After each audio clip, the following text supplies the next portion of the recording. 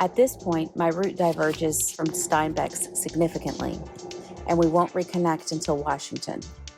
He went south into Yellowstone, and I went north into Canada. I had a dual purpose for this direction. Initially, I was going to go through Calgary up to Alaska and then come back through Vancouver into Washington.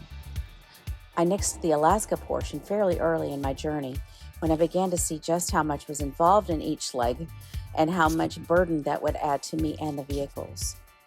I do still hope to visit Alaska, but for now I have to settle for the lower contiguous 48 and a little bit of Western Canada.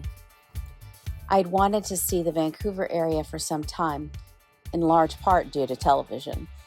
Many of the shows I've seen with landscapes I fell in love with were filmed there.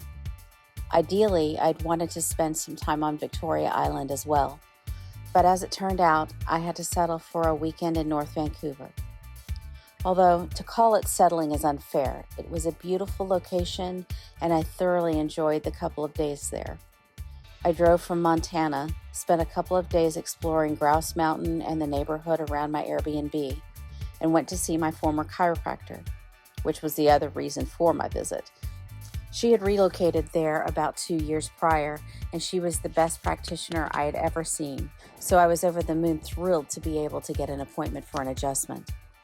Unfortunately, I fell while coming down part of the mountain, so I didn't get to enjoy perfect alignment for long. But much of what she did has held and made me feel much better. North Vancouver reminded me a lot of a certain part of Los Angeles. I thought if you took the portion of LA west of La Brea and between Santa Monica Boulevard and Mulholland and dropped it in a Pacific Northwest environment, you'd have North Vancouver. I thought if I ever expatriated, that would be at the top of my list. That is, until I found out how expensive it is.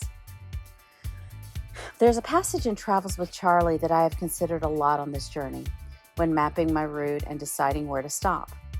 He writes about his decision to go to Yellowstone. I don't know what made me turn sharply south and cross the state line to take a look at Yellowstone. Perhaps it was a fear of my neighbors. I could hear them say, "You mean you were that near Yellowstone and didn't go? You must be crazy." Again, it might have been the American tendency in travel. One goes not so much to see, but to tell afterward. I put a lot of pressure on myself to go places so I could tell about them. After all, that is kind of the point of this entire exercise. However, that burden has kept me from experiencing some places to their full potential.